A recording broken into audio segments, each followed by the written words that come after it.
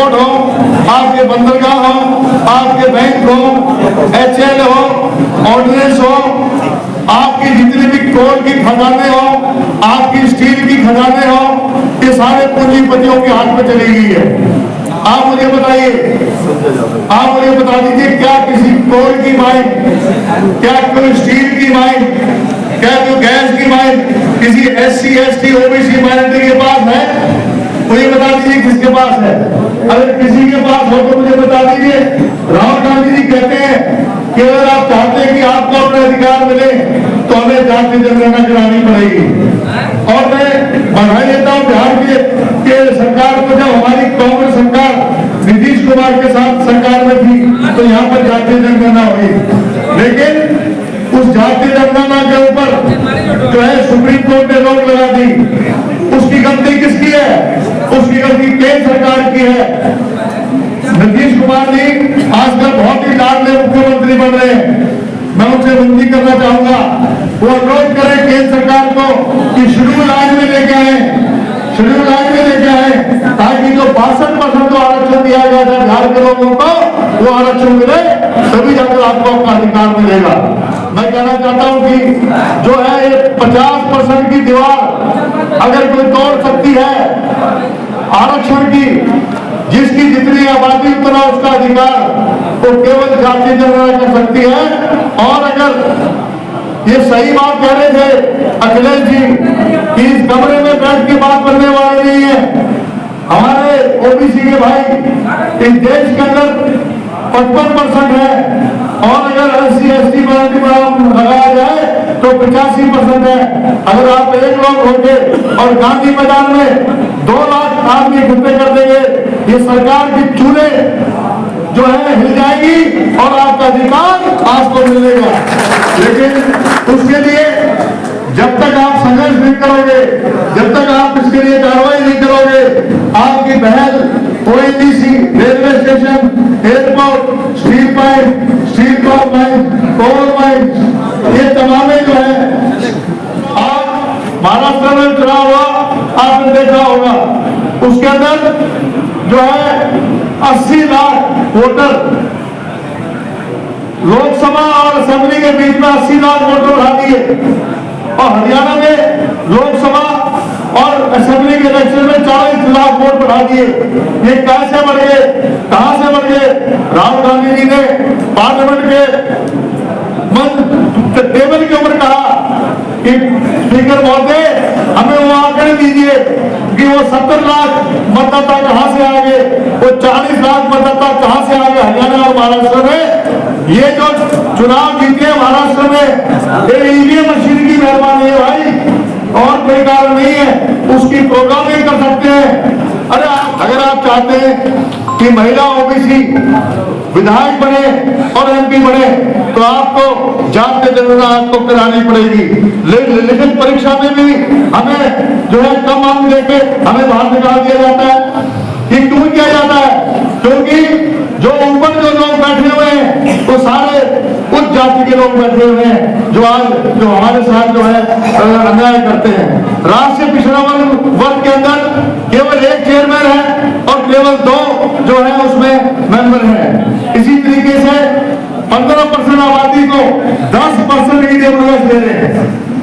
10% 15% आबादी 10% EWS ले रही है और 40% जो बचा हुआ है उसको भी ले रही है।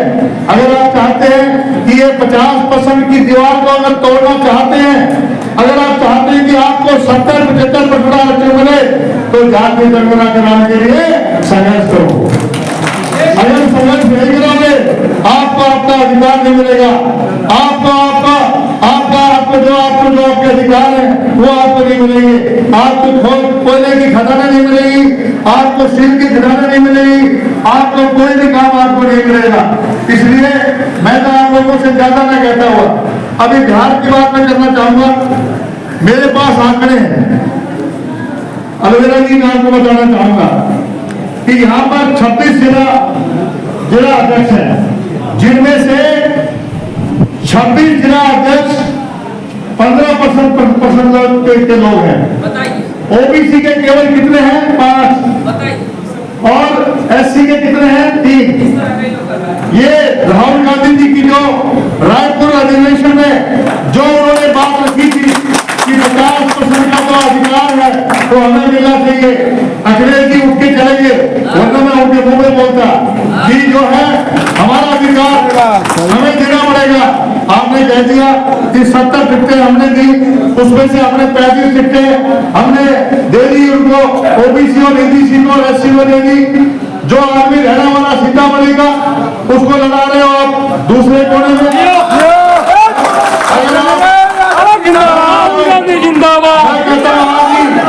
आज ही सर्वेक्षण कराओ 243 सीटों का, और उसमें देखो ओबीसी कौन मजबूत है, ईबीसी कौन मजबूत है, उसको अपने गृह जिले से लड़ाओ। ये नहीं कि ईबीसी के नाम पर कोटा पूरा करने के लिए उसको रहने वाला इस कोने का है और दे दो, उत्तर में दे दो।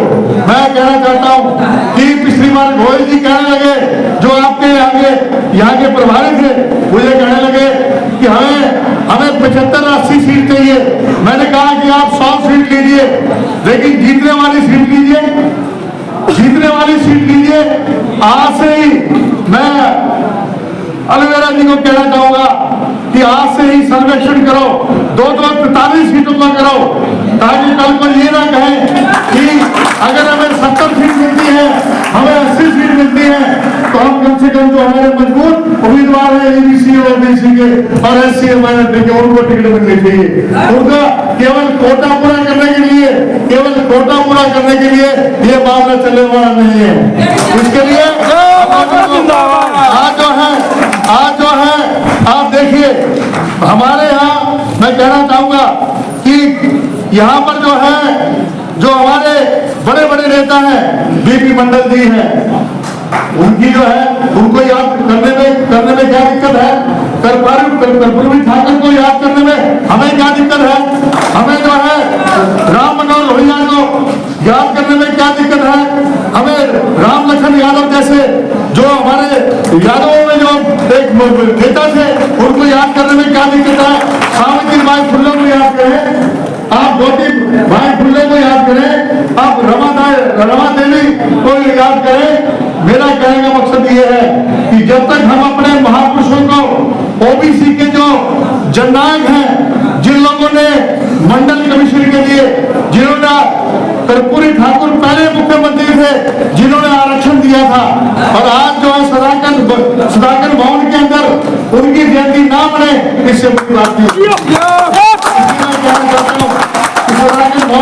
के लोगों को भी अपना दिल खोलना पड़ेगा, और जो हमारे जो आइकन हैं उनको अधिकार देना पड़ेगा। इन शब्दों के साथ मैं इतना जरूर कहना चाहूंगा कि राहुल गांधी जी का जो सपना है, राहुल गांधी जी का सपना है कि जो अति पिछड़ा है, ईबीसी के लोग हैं, हमने ईबीसी का आपका यहाँ का चेहरा बनाया है, ईबीसी का चंदन जो है ईबीसी से आता है। लोग कहते हैं ईबीसी अलग बनाओ, ओबीसी अलग बनाओ, मैं कहता हूँ मिलके लड़ाओ, मिलके लड़ाओ, मिलके लड़ाओ। ईबीसी का अपना अधिकार है और ओबीसी का अपना अलग अधिकार है, उसके लिए आरक्षण अलग बनेगा और ओबीसी के लिए आरक्षण अलग बनेगा। वो तभी बनेगा जब आप जो है जाति जनगणना करवाएंगे। जाति जनगणना से जो अति पिछड़ा वर्ग के लोग हैं उनको आरक्षण अलग मिलेगा, उसको बोलेंगे ईबीसी, उनको आरक्षण अलग मिलेगा। जो उस जाति से लोग आते हैं, यादव हैं, कुर्मी हैं, वो जो ओबीसी में आएंगे उनको आरक्षण अलग मिलेगा। इसलिए आरक्षण के अंदर भी जो है बंटवारा होना चाहिए। जो अति पिछड़ा वर्ग के लोग हैं उनको उनके अधिकार मिलने चाहिए, लेकिन बंटने की बात मत करो। अगर बटोगे तो कटोगे, मैं आपको बताना चाहता हूँ। ओबीसी को मिलकर चलना पड़ेगा, ओबीसी को एक होकर चलना पड़ेगा, ये मैं आपको बात कहना चाहता हूँ। इन शब्दों के साथ मैं बहुत ही शुक्रगुजार हूँ कि कृष्ण अलवेरा जी ने मेरी आज हमारी बात सुनी। बहुत दर्द था मेरे दिल के अंदर और बहुत सारी बातें थी जो मैं आप कहना चाह रहा था, लेकिन मैं कहना चाहता हूँ कि राहुल गांधी जी, अगर कोई किसी ने पिछड़ा वर्ग की आवाज उठाई है, अगर किसी ने जाति जनगणना की बात करी है, अगर किसी ने अति पिछड़ा वर्ग की बात करी है, तो हमारे नेता राहुल गांधी जी। वो जो है वो काम कर रहे हैं जो काम कोई कर नहीं सकता है। मैं पूछना चाहता हूं ये नीतीश कुमार जी क्यों नहीं मोदी जी के पास जाते कि ये जो हमने आरक्षण बढ़ाया है इसको शेड्यूल लाइन में डलाए ताकि 62% आरक्षण हमारे यहाँ ओबीसी के लोगों को मिले। बहुत बहुत धन्यवाद।